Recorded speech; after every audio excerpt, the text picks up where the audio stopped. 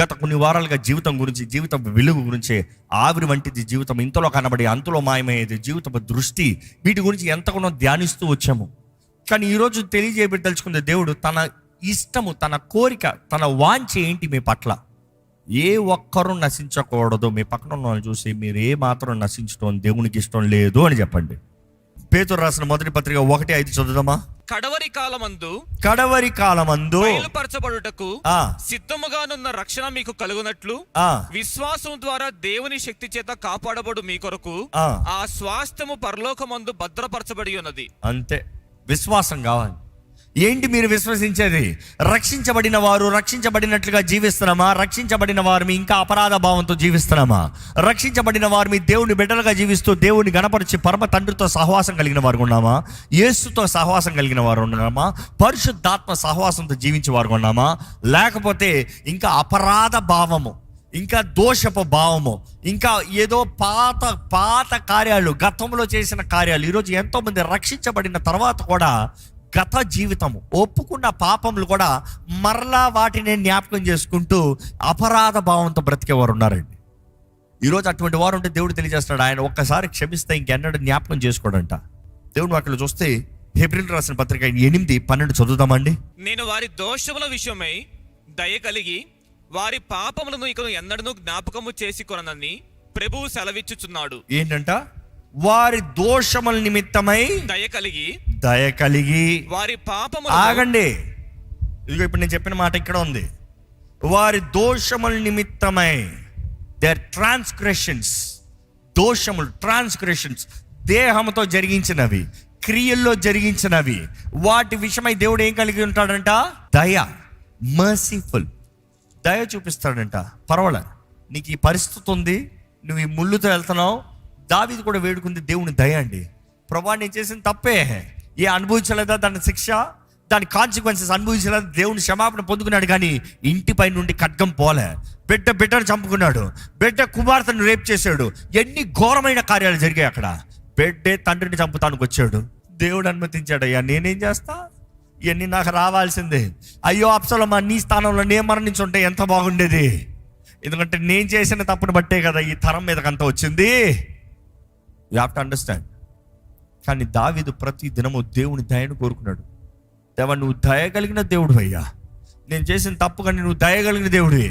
కానీ ఎంతైనా once the consequences have been faced, తన అంతము చూస్తే దేవునితో సమాధానంతో, దేవునికి ఇష్టుడు దావీదు, దేవుని హృదయానుసారమైన వ్యక్తి దావీదు, దేవుని స్నేహితుడిగా కనబడుతున్నాడు, దేవుని ఇష్టుడిగా ఆరాధించేవాడు, ఆరాధికుడిగా కనబడుతున్నాడు, దేవుని ద్వారా అంగీకరించబడిన వాడిగా కనబడుతున్నాడు.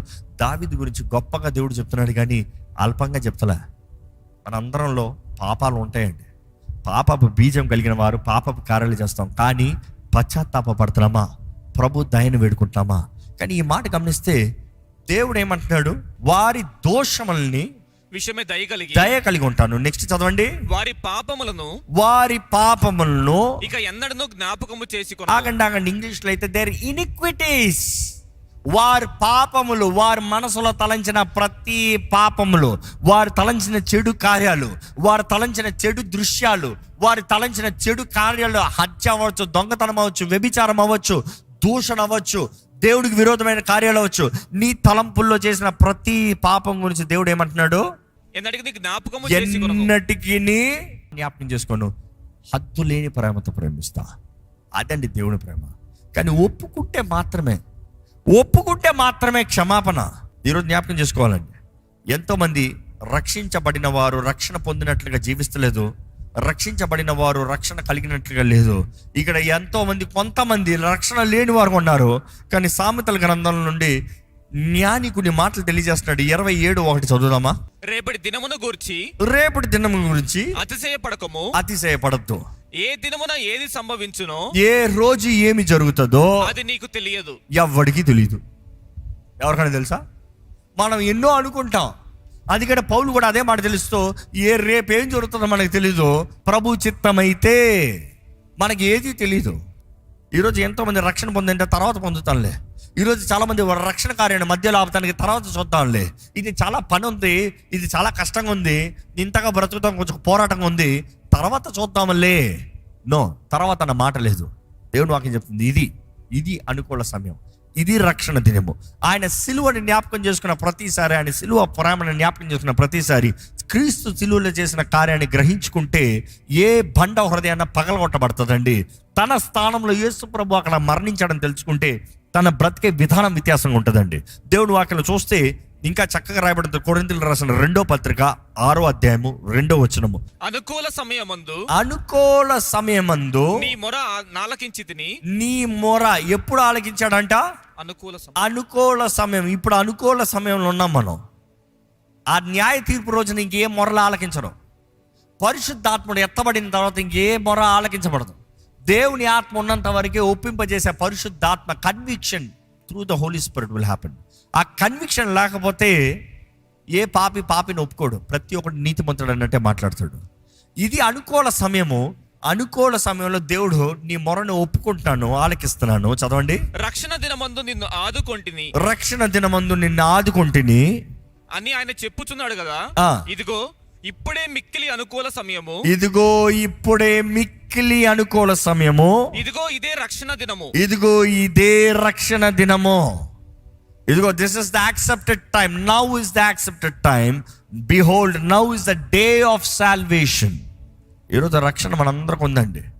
కానీ ఎవరైతే ఆ రక్షణ సువార్తను విన్నదప్పుడు ఒప్పుకుని సమర్పించుకుంటారో కార్యం. ఈరోజు దేవుడు మీతో మాట్లాడుతున్నాడని మీరు గ్రహించుకుని హృదయాన్ని కఠినం చేసుకుని వెళ్తాలో ప్రయోజనం లేదు. ఎంతోమంది నేను రక్షించబడలే, ఎన్ని నాకు తెలుసులే, అబ్బా నేను ఎన్ని సంవత్సరాలుగా అబ్బా అన్ని. ఈరోజు ఎలా ఉన్నారో తెలుసా అండి రకం చాలామంది క్రిస్టియన్ జాయింట్స్ అంట. వాళ్ళు ఏంటి? నాట్ ఫెయిత్ జాయింట్స్, విశ్వాస వీరులు కాదు. ఏంటి? నేను క్రైస్తవుణ్ణి అని చెప్పుకునే వీరులంట. వారు ఏంటంట? రక్షణ ఎప్పుడో తెలుసుకున్నారంట. అంగీకరించారా? అప్పుడు అంగీకరించారు. ఇప్పుడుందా? ఏమో తెలీదు అంటే లేదు. నీకు ఏమో అన్నావంటే నీకు లేదు. ఏమో అంటే no way. You have to be sure of what you have. నీ చేతిలో ఫోన్ ఉందా? ఏమో తెలియదు అన్నారు అనుకో, ఎక్కడుందో. ఎందుకంటే ఈరోజు మనుషుడు ఈ ఫోన్ని విడిచిపెట్టాడు నిమిషం. ఇది ఫోన్ ఎక్కడ విడిచిపెట్టి చేతిలో ఫోన్ ఉందో, ఎక్కడ పోయింది? బ్యాగ్లో ఉందా? పాకెట్లో ఉందా? ఇక్కడ పెట్టానా? నీకు ఇచ్చానా? అక్కడ పెట్టానా? ఈరోజు ఫైండ్ ఐఫోన్ కొట్టు, ఫైండ్ మై ఫోన్ కొట్టు, ఎక్కడుందో తెలుసుకోవాలి. దేవుడు అంటాడు, దేవుని వాక్యం కూడా తెలియజేయబడుతుంది, విశ్వాస పరీక్షలో మీరు ఎక్కడున్నారో తెలుసుకోండి. Examine your self. మిమ్మల్ని మీరు పరీక్షించుకోండి. ఎక్కడున్నారు? ఎక్కడుంది మీ విశ్వాస జీవితం? ఈరోజు ఎంతమంది క్రైస్ట్ జైంట్స్ అని చెప్పుకుంటూ రక్షణ అంతా తెలుసులే, స్వార్థ అంతా తెలుసులే, ఏదైనా కొత్తగా చెప్పయ్యా, ఇది ఎందుకయ్యా. కానీ దేవుడు వాక్యం స్పష్టంగా ఒక మాట ఉంది, చదువుదామండి. అది హెబ్రీయులకు రాసిన పత్రిక 3వ అధ్యాయం 15వ వచనం. నేడు మీరు ఆయన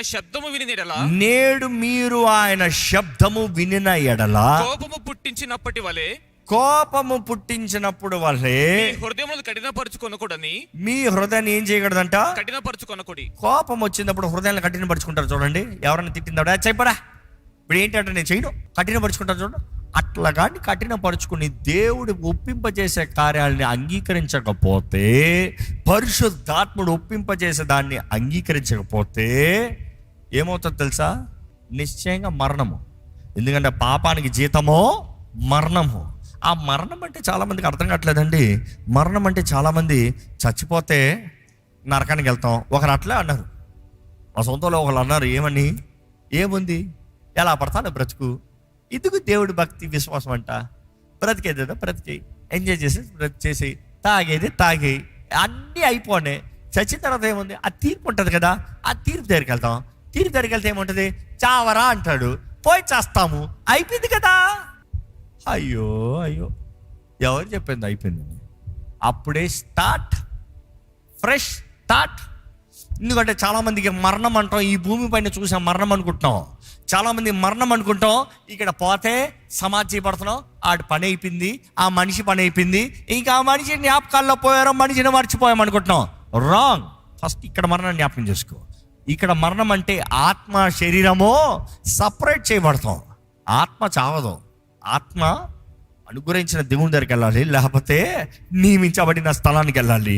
దేవుని ఆశ అనుగ్రహించిన దేవుని దగ్గరికి వెళ్ళాలని. కానీ శరీరం మట్టితో కలిసి పోయింది. నువ్వు మట్టిని చూసి జీవితం పోయింది అనుకోవద్దు. ఆత్మ తీర్పు రోజున వస్తుంది. ఆ తీర్పు రోజున తీర్పులో ఎవరి పేరైతే జీవ గ్రంథంలో లేదో వారిని ఎక్కడ పడేస్తారు తెలుసా? కొద్దిగా చదువుతామండి, చాలా బాగుంటుంది. ప్రకటన గ్రంథం 20:10. వారిని మోసపరిచిన అపవాది అగ్ని గంధకములు గల గుండములో పడవేయబడెను. అచ్చట ఆ క్రూర మృగమును అబద్ధ ప్రవక్తయు ఉన్నారు. అక్కడ ముగ్గురు ఉన్నారు. ఎవరంట? క్రూర మృగము, అపవాది ఉన్నాడు, క్రూర మృగం ఉన్నాడు, ఇంకా అబద్ధ ప్రవక్త. ముగ్గురు ఉన్నారు. అప్పటికే వాళ్ళిద్దరు అంటే అపవాదిని కూడా అక్కడ పడేస్తున్నాడు. అది ఎక్కడంట? అది అగ్ని గుండము. అక్కడ అగ్ని ఆరదు, పురుగు చావదు. అంటే ఆ అగ్ని ఎప్పటికీ ఆరిపోదు, పురుగు వేసినా కూడా పురుగు చావదు, అంటే మనిషి చావడు. అది ఇంకా చదవండి, ఆ మాట చదవండి. వారు యుగయుగములు రాత్రింపగళ్ళు బాధింపబడుదురు. ఈ మాట ఎత్తి చూపించాను ఆయనకి, ఎత్తి చూపిస్తా మాట లేదు, ఏం చెప్పాలో అర్థం కాలేదు. అలాగే షాక్లో కూర్చున్నారు. ఎందుకంటే చాలా మంది చచ్చిపోతే అయిపోయింది కదా అనుకుంటారు. No no no no no no. అక్కడ ఏంటంట? And shall be tormented. English వర్డ్లో చాలా స్పష్టంగా ఉంది. అక్కడ చిత్రవేదన అంట. ఎప్పుడు? Day and night, for ever and ever. రాత్రి అవనే పగలవనే ఎప్పటికి టార్మెంట్ అంట. ఎంతకాలం? యుగ యుగములో టార్మెంట్ ఫర్ ఎవర్. ఈ మాట చదువుకుంటూ అది అపవాదికి, అబద్ధ ప్రవక్తకి, ఇంకెవరికి? క్రూర మృగానికి కదా అనుకుంటారేమో. కింద చదవండి, 15వ వచనం చదవండి. ఎవని పేరైనను జీవ గ్రంథమందు వ్రాయబడినట్టు కనబడినలా. ఏంటంట? ఎవరు పేరైనను జీవ గ్రంథంలో రాయబడినట్టు కనబడని ఎడలా. చాలా మంది అడుగుతారంట ఆ రోజు, అయ్యో నా పేరు షోర్ కొట్టదే, అయ్యో నేను 30 సంవత్సరాల క్రైస్తవుని, అయ్యో నేను ఎంత గొప్ప ప్రార్థన పుర్రాల్ని, అబ్బా ఎంత పెద్ద ఆరాధికుణ్ణి, చూడు చూడు చూడు సరిగి చూడు, కనబడతలేదే. కనబడని ఎడలా వాడు అగ్నిగుండములో పడవేయబడెను. వాడు అగ్నిగుండములో పడవేయబడును. ఎక్కడైతే ఈ ముగ్గురు ఆల్రెడీ ఉన్నారో అక్కడే పడేస్తారంట. అక్కడ ఉంటే అక్కడ అగ్ని ఆరద, పురుగు చావదు. 21:8 చదువుదామండి. అలాంటి వారు జీవ గ్రంథంలో పేరు లేని వారు అక్కడ ఉంటారు. అదే సమయంలో ఈ కేటగిరీ చూడండి, ఇందులో మీరు ఎవరైనా ఉన్నారా? ఎవరంట? మొదటి రకం పిరికివారును, కవర్డ్లీ, అవిశ్వాసులను. కవర్డ్లీ అన్నమాట ఫియర్, పీపుల్ విత్ ఫియర్. పిరికోలు, అవిశ్వాసులు, అసహ్యులు, నరహంతకులు, వ్యభిచారులు, మాంత్రికులు, విగ్రహారాధికులు, అబద్ధికులందరూ అగ్ని గంధకములతో మండు. ఎక్కడుంటారంట? మీరందరూ చెప్పండి, ఎక్కడుంటారంట? అగ్ని గంధకములతో మండు గుండములో పాలు అదే స్థలంలో ఉంటారంట. అది రెండవ మరణం. నరకం ఎలాగ ఉంటుంది అనుకుంటున్నారు? ఆ మాట తెలియజేయబడుతుంది. యుగ యుగాలు, తరతరాలు, ఇంకో మాటలు ఎన్నటికి, ఎప్పుడుకి, ఫర్ ఎవర్ కాదు. ఎవరైనా సరే దేవుడి ప్రేమని తునీకరించి, ఆయన అనుగ్రహించిన రక్షణ తునీకరించి, ఆయన అనుగ్రహించిన రక్షణ ఈరోజు చాలా మంది చేసేది. హెబ్రీయులకు రాసిన పత్రిక 10 ఇంటికి వెళ్ళిన తర్వాత శుభ్రంగా కూర్చొని చదవండి జాగ్రత్తగా. ఎందుకో అందులో ఉంటుంది, ఒక్కసారి ఆయన ప్రేమని అంగీకరించి ఆయన రక్షణ పొందుకుని తెలిసి తెలిసి తెలిసి తెలిసి పాపము చేసేవాడు ఎలాంటి వాడంట? క్రీస్తుని మరలా బహిరంగంగా సిలువ వేసేవాడంట. ఆయన ఎప్పుడో 2000 సంవత్సరాల ముందు మరణించాడని చెప్తాం కాదు, ఈ రోజు కూడా యేసు ప్రభువుని బహిరంగంగా సిలువ వేసేవారంట. అటువంటి వారికి ఇంకా క్షమాపణ ఉండదని దేవుని వాక్యం చెప్తుంది. అటువంటి వారి అంతం ఎలా ఉంటుందో దేవుని వాక్యం స్పష్టంగా చెప్తుంది. అటువంటి వారు ఎలాంటి వారు అంట? నిబంధన రక్తాన్ని కాలి కిందకి వేసి తొక్కేవారంట. దేవుని నిబంధన రక్తాన్ని కాలి కిందకి వేసి తొక్కుతా ఉంటే, ఆయన ప్రియ కుమారుడు రక్తము మన కొరకు కార్చిన తర్వాత, యేసు మీ కొరకు ఆయనలో ఉన్న దేహంలో ప్రతి రక్తపు బొట్టు కార్చిన తర్వాత, మన నిమిత్తమే నలగొట్టబడి, విర్రగొట్టబడి, స్వరూపమైన సొగసైనను లేని వాడిగా నగ్నంగా శిలువ మీద వేలాడిన తర్వాత నీవు ఆమెను అవమానపరుస్తూ ఉంటే తండ్రి ఊరుకుంటాడంటున్నావా? అస్సలు ఏమాత్రం ఊరుకోడంట. ఏమాత్రం దయ ఉండదంట. నా కుమారుడిని నువ్వు అవమానపరుస్తావా? నీవు నరకానికి పోవాల్సిన నిన్నుని రక్షిస్తానికి నీ స్థానంలో నా కుమారుడు మరణిస్తే, ఆయన శిలువలో ఆ వేదన, ఆ భారము, లోక పాప భారమంతా ఆయన మీద మోపబడి, ఆ శ్రమను ఆయన అనుభవించి, ఆ ప్రయాసను ఆయన అనుభవించి, ఆయన అంతా చేస్తే ఎవడ కొరకు అంటావా? దేవుడు అంటాడండి, ఆ రోజు ఉంటుంది చూడండి కఠినమైన శిక్ష, ఇంకా అక్కడ కృప లేదు. ఈ రోజైతే కృప, ఈ రోజైతే ఇంకా కృపాకాలంలో ఉన్న అవకాశం ఉంది. నువ్వు ఇంకా పాపిగా ఉన్నదప్పుడే క్రీస్తు మన కొరకు మరణించాడంటావు. దేవుడు నిన్ను ముందుగానే ప్రేమిస్తున్నాడు. కానీ ఆ ప్రేమనంత అవమానపరిచి ఆ నిబంధన రక్తాన్ని కాలి కిందకి వేసి తొక్కుతా మాత్రం ఇంక ఉంటుంది చూడండి శిక్ష. క్రీస్తు విరోధులు ఎవరు? క్రీస్తు విరోధులు క్రీస్తుని ఎరగని వారు కాదు. క్రీస్తుని ఎరగని వారిని దేవుడు ప్రేమిస్తున్నాడు. వారికి ఆయన కనబరుచుకుంటూ వారు రక్షించబడాలని ఆశపడుతున్నాడు. క్రీస్తు విరోధులు ఎవరంటే, నేను దేవుని బిడ్డని, నేను క్రైస్తవుని, నేను నిబంధనలో కొన్నానని చెప్తూ వారి కడిపే వారి దేవుడు ఉంటుంది బైబిల్లో స్పష్టంగా. వారి స్వార్థము కొరకు బ్రతుకుతూ దేవుని వాక్యానికి విరోధంగా జీవించేవారు, దేవుణ్ణి అవమానపరిచేవారు, వారే క్రీస్తు విరోధులంట. ఈరోజు are your enemy of Christ? మీరు క్రీస్తు విరోధులా, లేకపోతే క్రీస్తు బిడ్డలా, క్రీస్తు అనుచరులా? I you are follow of Christ. క్రీస్తు అనుచరులు అయితే మన దేవుని తండ్రి, పరలోక తండ్రి బిడ్డలకు పిలవడుతున్నాం. ఆయన ఆత్మ ద్వారా నడిపించబడేవారిగా ఉంటాం. ఈరోజు మన జీవితం ఎలా ఉందో చూడాలండి. ప్రేమతో దేవుడు ఆయన చేయవలసిందంతా చేసి ముగించాడు. ఈరోజు మనం చేయవలసిందంట, ఆయన మన కొరకు చేసిన కార్యాన్ని జ్ఞాపకం చేసుకోవాలి. మన జీవితాన్ని ఆయన చేతులకు అప్పచెప్పుకోవాలి. ఈరోజు దేవుని ఆశ ఏంటి తెలుసా? నీవు దేవునితో ఉండాలని. ఈరోజు దేవుని ఆశ అంతా ఒకటే, నీవు ఆయనతో ఉండాలి. ఈరోజు మీ ఆశ ఏంటి? దేవా నాకు ఇల్లు వే, ఒక ఉద్యోగం వే, ఒక పెళ్లి చేయి, ఒక అప్పు తీర్చు, ఇదేనా? దేవా నేను నీతో ఉండాలయ్యా. ఆ రాజ్యంలో నిరంతరం యుగ యుగాలు తరతరాలు ఇంక ఏడుపు లేదు, దిక్కు లేదు, బాధ లేదు, వేదన లేదు, కరువు లేదు, కష్టం లేదు, ఖడ్గము లేదు, మరణము లేదు, ఆకలి దప్పకలు లేనే లేవు. ఆ రాజ్యంలో నిత్యత్వంతో దేవునితో ఉండాలని ఆశ. నిజంగా మీ ఆశ అదే అయితే, ఆయన ఎంత ప్రేమతో ఆశపడుతున్నాడో మీరు అంత ప్రేమతో, ప్రభా నేను నీ కొరకు జీవిస్తానయ్యా. ఈరోజు ఎంతమంది ప్రభా నీ కొరకు జీవిస్తానన్న మాట అంటున్నాం, కానీ బయటికి వెళ్ళి మళ్ళీ పాత జీవితాల్ని, ఆయన గాయాల్ని మరలా రేపు వరకు ఉండొద్దండి. ఈరోజు కృప కనికరం కలిగిన దేవుడు మనల్ని కోరుకుంటున్నాడు. God is still saying I love you, I need you, I love you, I need you, you are mine. నీవు నా సొత్తువే, నువ్వు నా సొత్తువి. ఈరోజు దేవుడు చెప్తున్నాడు, నిన్ను వెలపెట్టి కొన్నాను. వెండి బంగారంతో కలిసి దేవుడు మనల్ని కొన్నది అమూల్యమైన రక్తము, ప్రెషియస్ బ్లడ్. యేసు ప్రభు విలువైన రక్తముతో మనల్ని కొన్నాడండి. తండ్రి తన కుమారుని చంపి ఆ రక్తాన్ని తీసి వెల చెల్లించి, ఇదిగో సాతానా, నా బిడ్డలు నా సొత్తు, నువ్వు దాసులుగా పెట్టుకున్నావు, కానీ ఆ దాసులు నా బిడ్డలు, వారు స్వతంత్రులుగా మారాలి, నిత్య జీవ వారసులుగా మారాలి, మరలా నా రాజ్యంలో రావాలి.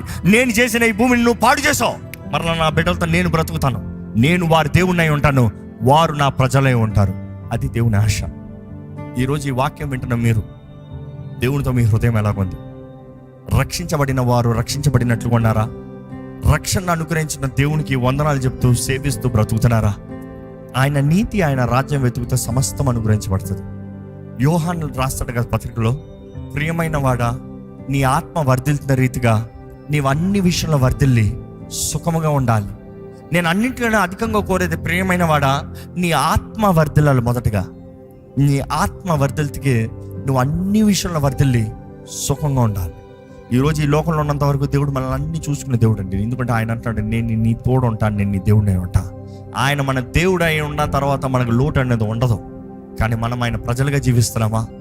దయచేసి తలలోంచి ఒక చిన్న ప్రార్థన చేద్దామా? తలలోంచి తగ్గింపుతో, ప్రభువా వందనాలయ్యా, వందనాలయ్యా, నీవు నా దేవుడివి, నేను అంగీకరిస్తున్నానయ్యా, నీవు నా రాజువు, నేను అంగీకరిస్తున్నానయ్యా.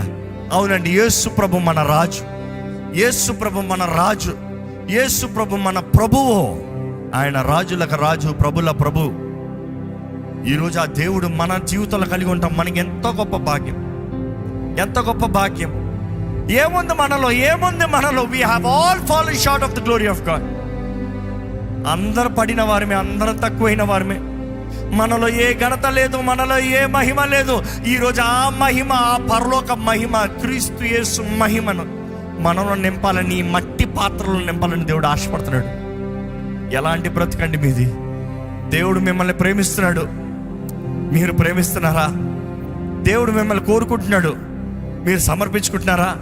అందరమే పాపులమే, పాపానికి జీతం మరణము, కానీ క్రీస్తు శిలువలో మరణిస్తముతో, ఆయన రక్తము చిందిస్తముతో ప్రతి పాప శిక్షానికి దేవుడు విడుదలనిచ్చాడండి.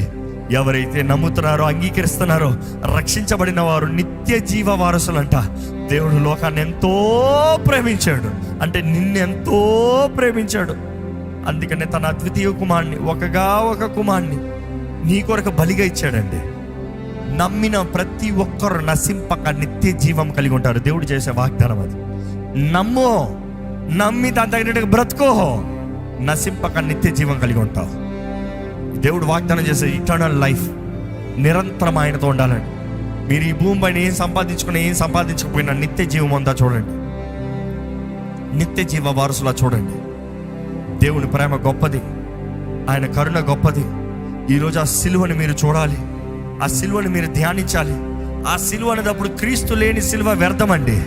ఈరోజు ఎంతోమంది క్రీస్తు లేని సిలువ, క్రీస్తు లేని కార్యాలు, ఆడంబరాలు, కేవలం భక్తి, దాన్ని అనుసరించని శక్తి లేని వారుగా ఉన్నారు. ఈరోజు దేవుని వాక్యం తెలియజేస్తుంది, శక్తి కలిగిన జీవితం కలిగి ఉండు. యేసు నామాన్ని అంగీకరిస్తంతో నిన్ను ఒప్పింపజేసేది పరిశుద్ధాత్ముడు. యేసు ప్రభు ఆయన ఆత్మతో నిన్ను నింపుతాడు. ఆదరణకర్త, సహాయకుడు, బలపరిచే దేవుడు, నిత్య నివాసి అంటే ఆయన, సత్య స్వరూపి అంటే ఆయన మనతో ఉండి మనం నడవలసిన త్రోవలో మనల్ని నడిపిస్తానికి దేవుడు మనకు సహాయం ఇస్తున్నాడండి. ఎక్కడ మీరు ఇంకా పాపి అనే అపరాధ భావం మీలో ఉంటే దేవుని సన్నిధిలో ఒప్పుకోండి. క్షమించే దేవుడు, నూతనపరిచే దేవుడు, నిత్య జీవాన్ని ఇచ్చే దేవుడు, ఆయన కరుణను చూపించే దేవుడు. అధికంగా ఆయన కరుణను చూపిస్తాడంట. నమ్మండి. వందనములేసయ్యా, నీకు కోట్లాది వందనములేసయ్యా. నువ్వు చేసిన త్యాగానికి ఏమని మేము రుణాన్ని తీర్చుకుంటాం. మమ్మల్ని మేము సజీవ యాగంగా సమర్పించుకున్నా కూడా నీవు చేసిన కార్యానికి ఎన్నటికీ మేము ప్రతిఫలాన్ని, లేకపోతే దానికి తగిన ఫలాన్ని మేము తిరిగి ఇవ్వలేమని. Thank you God.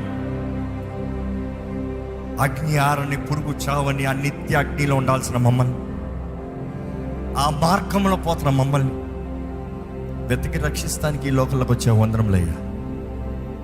నిత్య జీవ వారసులుగా మమ్మల్ని మార్చే వందనములయ్యా. నీ సొత్తుగా, నీ సాక్షులుగా చేసుకున్న వందనములయ్యా. ఈరోజు ధైర్యంతో ఇక్కడ నీ బిడ్డలుగా నిలబడతానని వచ్చిన భాగ్యం బట్టి వందనాలు. పరమ తండ్రి, నీ సొత్తైన వారిగా, నీ ప్రజలైన వారిగా, అన్ని విషయంలో గనులుగా ఈ భూమిలో మేమనంతకాలం నువ్వు వాగ్దానం చేసిన రీతిగా, నువ్వు ఆశిస్తున్న రీతిగా నేను మీ దేవుణ్ణి ఉంటాను, మీరు నా ప్రజలై ఉంటారు, నేను మీతో ఉంటాను. అవునయ్యా, మమ్మల్ని అనాథులుగా విడిచిపెట్టలేదయ్యా, చేతకాని వారిగా విడిచిపెట్టలేదయ్యా. ఎల్లప్పుడూ మాలో మా పక్షాన ఉండి నడిపించే దేవుడు, నీకు కోట్లాది వందనము చెల్లిస్తాను. ఈరోజు నీ ఆలయంలో ఉన్నవారు ఎలాంటి పరిస్థితులు ఉన్నవారు నువ్వు ఎరుగునే దేవుడు. ఇక్కడ ఎవరైనా సరే ఎటువంటి వ్యాధితో ఇక్కడ వచ్చిన వారైనా, ఎటువంటి డాక్టర్స్ రిపోర్ట్తో ఇక్కడికి వచ్చిన వారైనా, వారి బలహీనతలు బట్టి, వారు చేసిన తప్పుడు కార్యాలను బట్టి, లేకపోతే వారికి కలిగిన కీడును బట్టి, వారికి కలిగిన ఆపదను బట్టి, వారికి విరోధంగా జరిగిన కార్యాలను బట్టి, ఎటు రీతిగా ఎటువంటి అనారోగ్యమైన, యెహోవా రాఫా, నువ్వు మారాన్ని మధురంగా మార్చే దేవుడు అయ్యా. మా అతిక్రమముల నిమిత్తమై, దోషముల నిమిత్తమై నీవు నలగొట్టబడ్డావు, విరగొట్టబడ్డావు. నీవు పొందిన దెబ్బల చేత మాకు స్వస్థత ఉందని నమ్ముచున్నాం ప్రభా. ఎటువంటి అనారోగ్యస్తులు ఇక్కడ ఉన్నా, ఎటువంటి దేహంలో ఎటువంటి కెమికల్ రియాక్షన్స్ అవనే, గర్భఫలం కలగని పరిస్థితులు అవనే, ఎటువంటి కార్యములు ఇక్కడ ఉన్నా కూడా విశ్వాసంతో సంఘంగా మేము ప్రకటిస్తున్నాము. నజరేయుడైన యేసు నామములో, యేసు పొందిన గాయాల చేత స్వస్థత కలుగునుగాక. మేము నమ్ముచున్నాము ప్రభా, నీవు పొందిన గాయాల ద్వారా మాకు స్వస్థత ఉంది. మేము నమ్ముచున్నాము. నీ రక్తములో మాకు జయం ఉంది. నీ రక్తములో మాకు స్వస్థత, మానసిక స్వస్థత, శారీరక స్వస్థత, ఆధ్యాత్మిక స్వస్థత. నీ సమాధానాన్ని వేడుకుంటాను ప్రభా. ప్రతి కుటుంబంలో సమాధానం, ప్రతి భార్య భర్తల మధ్య సమాధానం, ఏక మనసు, ఏక ఆత్మ, నీ ఆత్మ ద్వారా నడిపించబడాలి. పరిశుద్ధాత్ముడు నడిపించాలి. ఎవరందరూ నీ బిడ్డలో అయ్యా దానికి సాదృశ్యం నీ ఆత్మ ద్వారా నడిపించబడతామయ్యా. ఆత్మ ఫలము ఫలించేవారుగా, ఆత్మానుసారంగా బ్రతికేవారుగా, ఆత్మ వరములతో నింపబడిన వారుగా నీ బిడ్డలు చేయమని వేడుకుంటానయ్యా. కష్టపడుతున్న ప్రతి కష్టాజితానికి ప్రతిఫలాన్ని దయచే. పోరాడుతున్న ప్రతి ఒక్కరు పోరాటంలో జయము ప్రకటిస్తున్నామయ్యా. నిశ్చయంగా నిన్ను కలిగిన మాకు నిశ్చయంగా యేసు నామములో జయము కలుగునుగాక. ఏ విషయంలో ఎవరు పోరాడుతున్న వారైనా, ఏ స్థితిగతుల్లో ఎలాంటి పోరాటాలు ఉన్నవారైనా నీ జయంతో నడిపించమని అడుగుతాం. ప్రభువా, నీకు అసాధ్యమైంది ఏదీ లేదు. నీకు సమస్తము సాధ్యము నమ్ముచున్నాము. నీకు సమస్తము సాధ్యం. ఈరోజు నీ ఆలయంలో ఉన్న ప్రతి ఒక్కరు మొదటగా నీ బిడ్డలుగా, నీ సొత్తుగా, నీ ప్రజలుగా జీవించే భాగ్యము మాకు అనుగ్రహించమని అడుగుతాం.